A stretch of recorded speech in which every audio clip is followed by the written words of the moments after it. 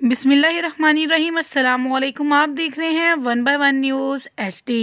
खबर शामिल करते हैं फैसलाबाद से, जहां अहाता कचहरी में SHO पर वकला का तशद्दुद।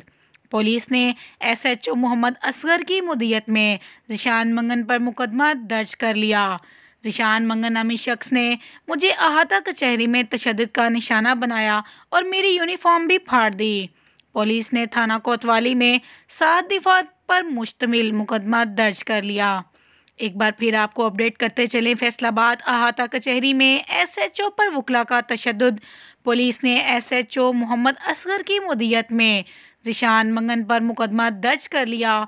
ज़ीशान मंगन नामी शख्स ने मुझे अहाता कचहरी में तशद्दुद का निशाना बनाया और मेरी यूनिफॉर्म भी फाड़ दी।